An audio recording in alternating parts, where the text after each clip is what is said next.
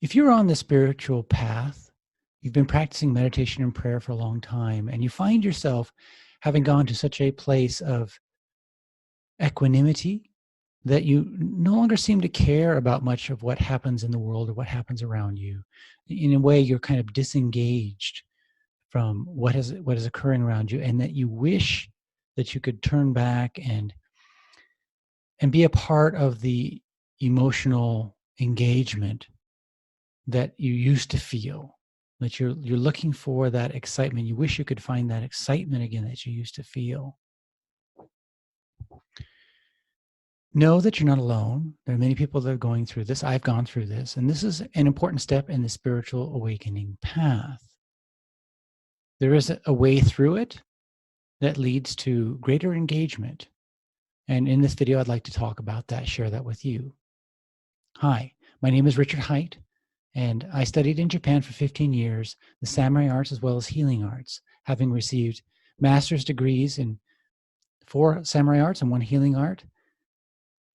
In the process of that training, I became aware of the oneness of which the great spiritual teachers of the past often spoke, and I'd like to share some of that wisdom with you.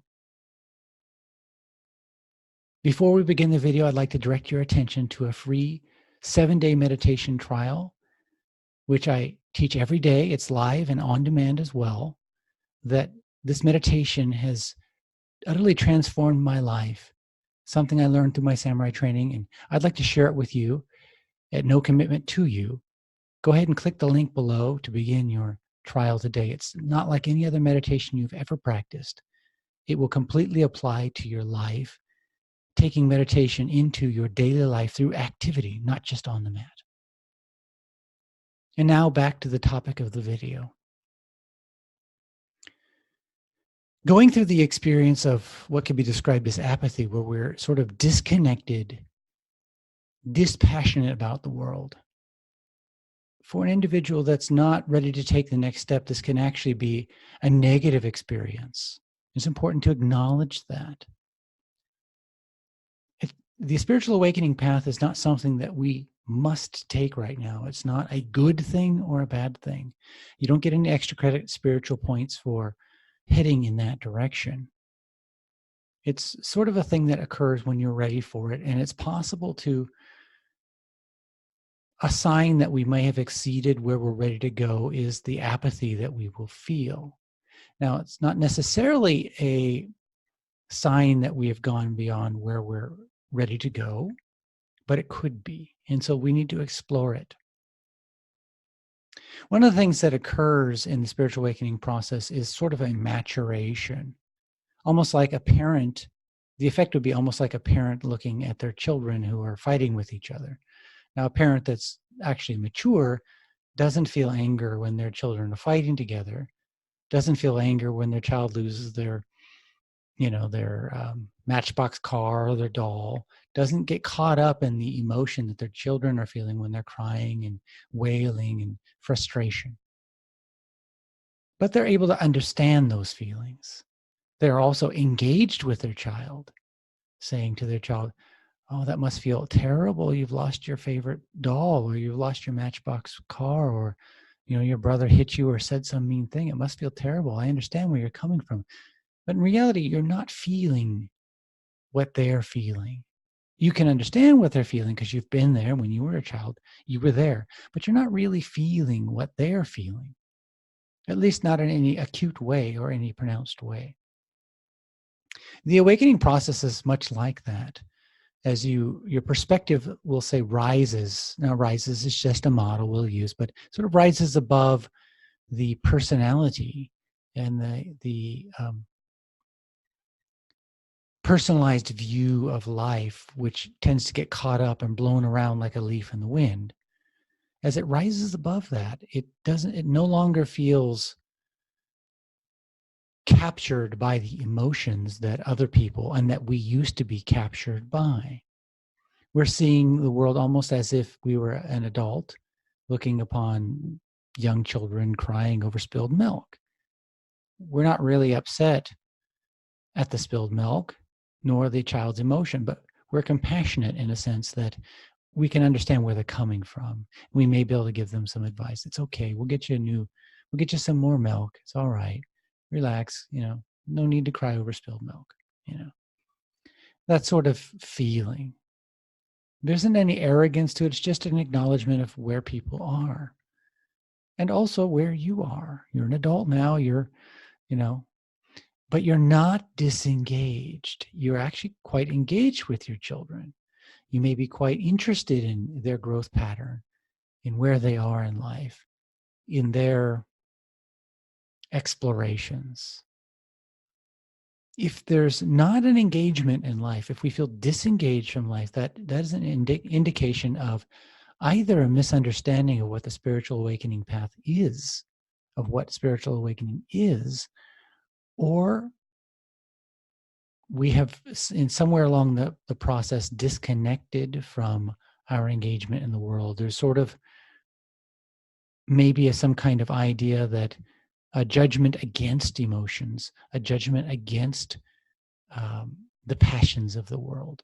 Awakening is not a judgment against the passions of the world. It's actually a full engagement with awareness.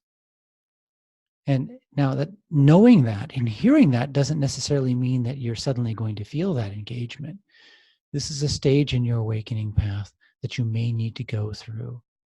And you may need to pay attention to the source of the disengagement. If there's some sort of judgment against feeling emotion, against the stories and captivation and passions that other people feel, that can cause the disengagement, the dissociation. Another thing that can cause a disassociation or disengagement is a feeling. Now, this can be a feeling, and it can also be a thought that nothing really matters. And the issue there is that this is a common spiritual teaching that nothing really matters and nothing could be farther from the truth. Everything matters. Everything matters. And everything has deep meaning.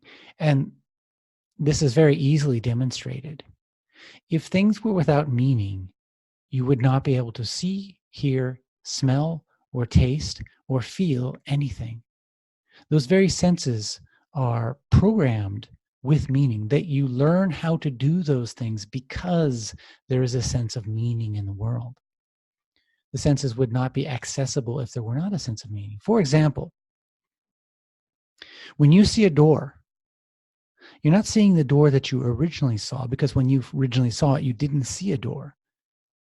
You saw something that you couldn't quite understand until somebody opened the door and moved through it and maybe picked you up as a baby and moved you through it as a young child. And then you realize that the door itself has a story to it. It has a certain meaning. It has a certain function that is essentially a portal into another world. The next time you saw that door, it had a meaning that it didn't have before. First time you saw its form, but you did not see its function. In a way, you saw it the first time to a depth that you didn't see it the second time. You saw the physical reality of a door without its function, without how you could use it. The second time you saw it as how you could use it, but without so much the physical reality. You saw it as something that you could exploit as a portal to move you from one room to the other, from one space to another. That's not wrong, but it is an imbalance. We do want to see the physicality of the door, the energetics of the door, as well as the meaning. For most people, they just see the meaning and they overlook the reality of the door. They don't see the depth and essence of the door, the wood, the structure, the life that went into it. And I'm not talking about philosophy. I'm talking about an experienced, embodied awareness. Spiritual awakening will have the effect of spiritual awakening will have two dimensions.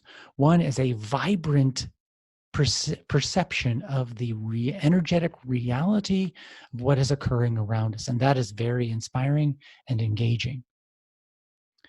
And then the other is the awareness of the function of it, which allows us to function in the world.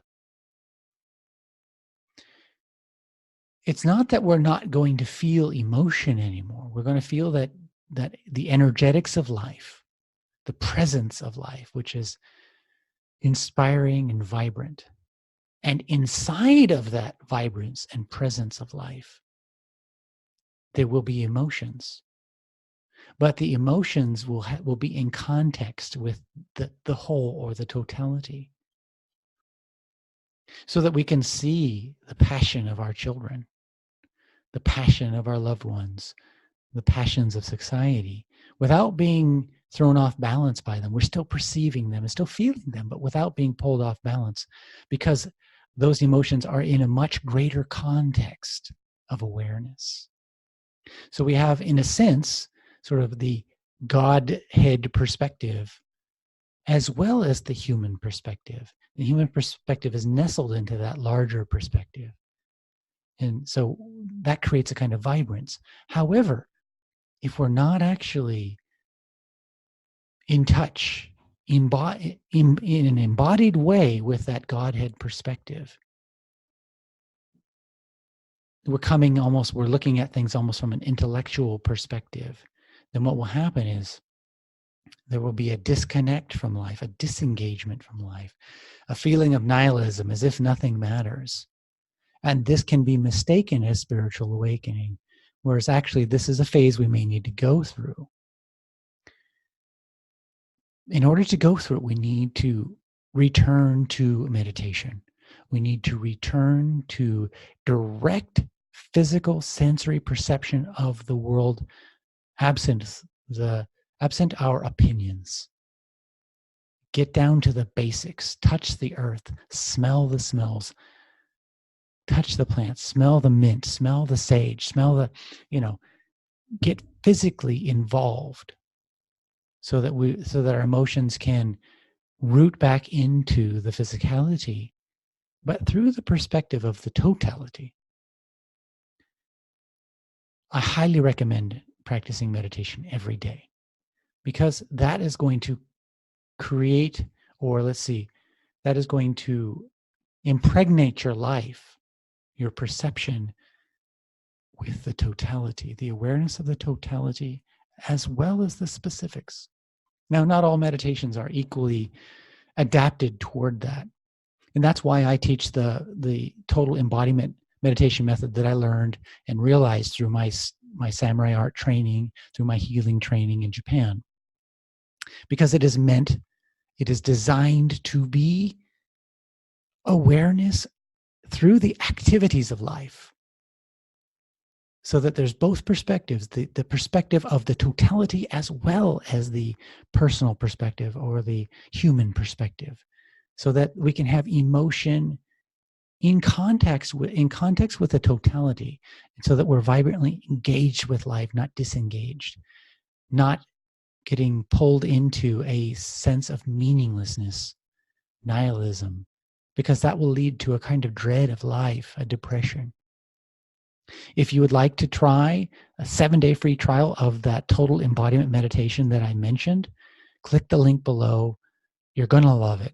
It's amazing, and it will help you to find that balance in your life. Looking forward to seeing you there.